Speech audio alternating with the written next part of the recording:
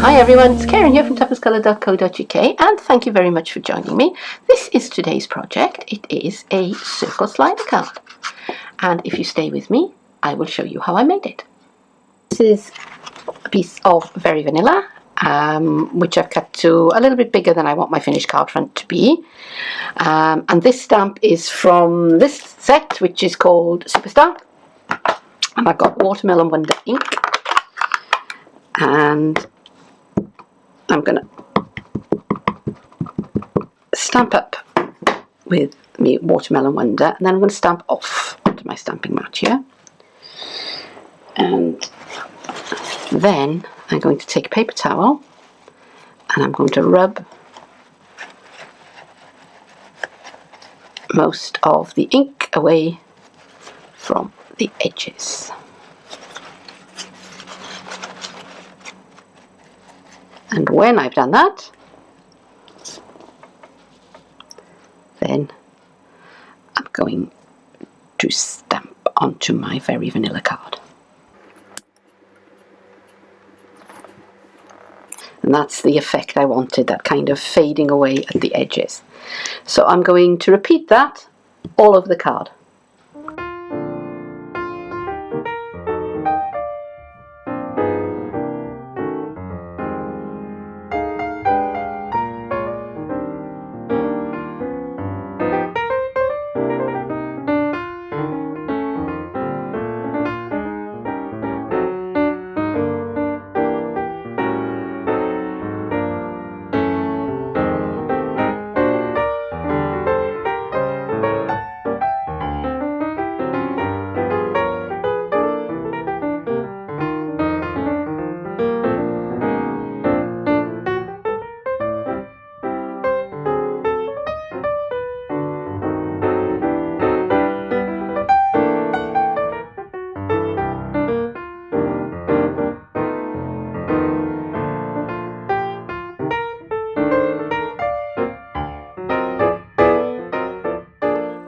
This is Daffodil Delight, and I'm just going to sponge some of this all across my card.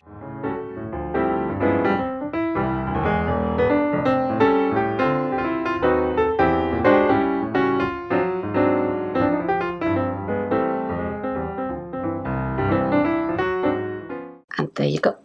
I'm using the sliding star framelets, and in this card I'm going to be using this die and this die. So I'll start with this one, and I've got my my paper here, and I'm just going to line this up on to my paper where I want it to go. Now I am using my magnetic platform. Let me bring that in. But I also want to make very, very sure that it doesn't move around. So I have my little posties here. And I'm just going to line that up so it's centered.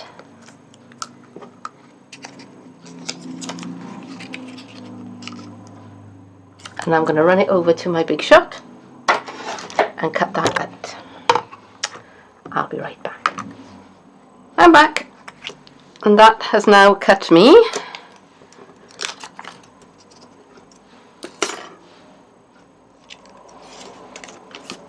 these pieces.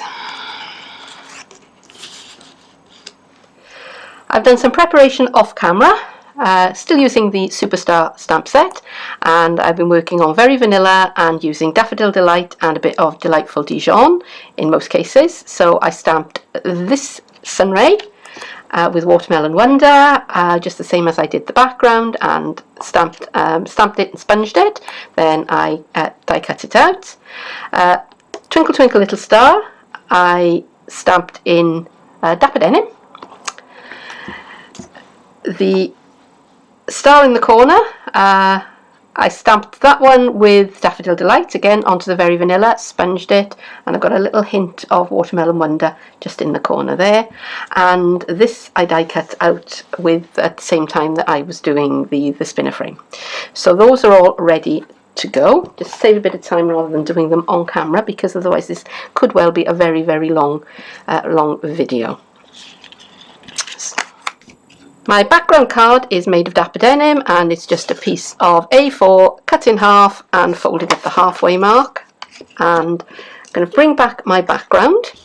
Now I'm holding all the pieces together so that they all match up with a bit of repositionable tape, and this is very, very low tack tape, because I want to make sure that everything lines up nicely, because I'm going to put that piece into the channel. I know, ambitious or what. Okay, so I'm going to turn that over, and because I want a bit of precision on this, I'm going to use wet glue. At least I am, if the glue decides to cooperate. It's a bit warm today, excuse me while I just clear the nozzle here. Right, and start that off on my hand, because yeah, otherwise I'm going to get a big splodge, and I do not want a big splodge. Go. So now I'm going to pick that up by the handles, and I'm going to bring in my background card, and I'm just going to position it where I want it to go, and I think that's about right. Okay, so just press. Okay, so I'm just letting the handles hold it, and I'm just gluing down that centerpiece. And you don't have to do this. This is me being a bit, you know, fussy is probably the word. I want to make sure that is where I want it to go. So now I can very carefully remove these outer parts. So my shooting star will revolve around in the channel. I want to raise these pieces away from the background, and to do that I am using the new foam strips, which are perfect for this kind of purpose. So I'm taking some of my foam strip, and I'm finding the sticky side, which would be good, and I'm just pushing it around just on the inside of my slider shape. I'm giving myself plenty of room, and as you can see, it curves quite easily. And where are my scissors? Here they are, hanging off the edge of my table where they should be. I'm just going to cut another piece of the foam strip to go around the outside here. It's possibly a little bit too much, but never mind. I'll chop that off, and we'll put it in the middle to support the whole thing. And I'm also going to put it around the outside of the card here. So let's have a nice long piece of the foam strip. Now this is thicker than our dimensionals. Oops, that came away, didn't want that to happen.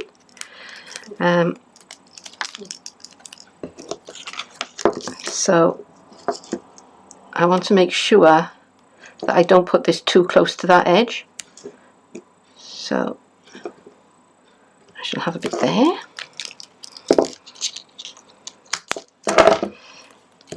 And a piece here, because once I put the penny or the washer or whatever I decide to use into that channel, I want it to be able to move freely. And I'm going to put some underneath here, maybe that far, to try and keep the thing contained. And some along the top here. And since this piece has decided that it wants to play, we'll use some of this as well. So put some along the bottom here.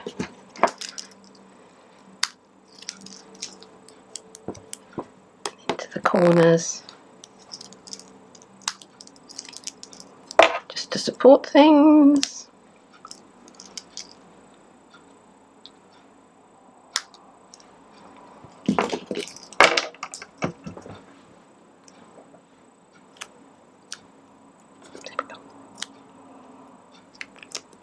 Okay, now that's quite a lot of foam tape that's sitting on the back there.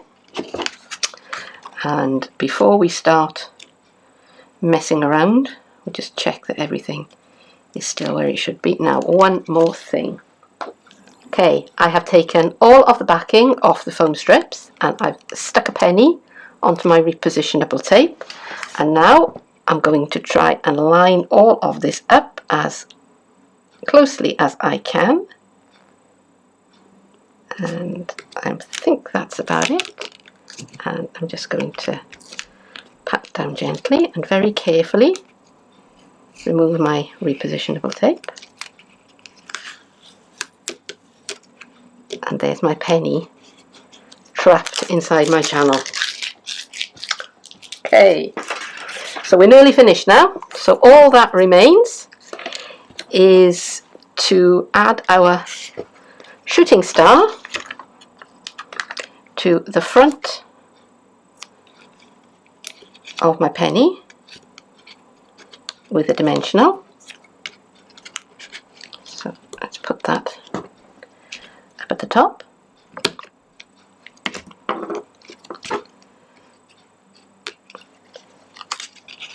And there is my shooting star.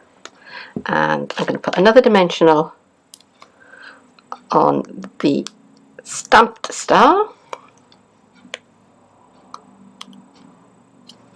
And I'm going to put that on the top there.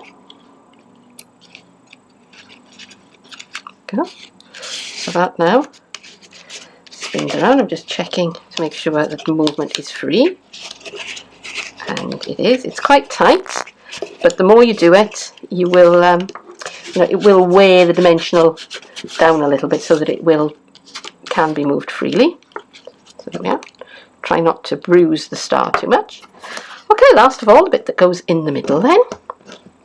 And I'm just going to, now I could put that straight on there like that, but I want that to be in the middle, okay? Because I just do.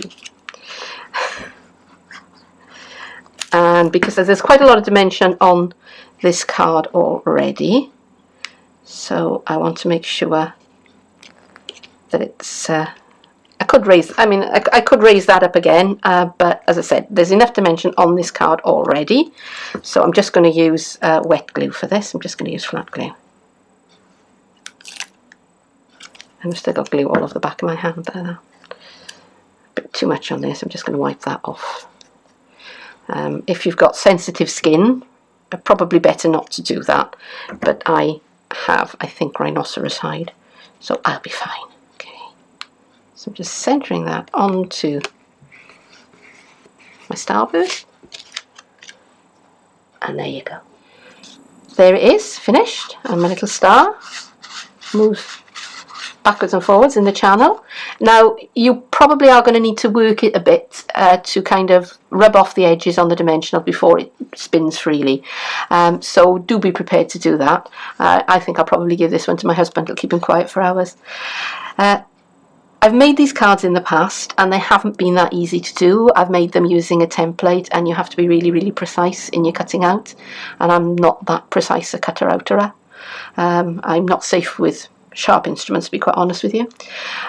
So this has been a complete breeze. It's made it a total snap, and I hope that you enjoyed this project, and if so, please do give me a thumbs up, a like, leave me a comment, share this video, subscribe to my channel, all of that good stuff. You can find more information below this video in the more information box. I'm going to be posting more soon, so I hope I'll see you then. Bye bye.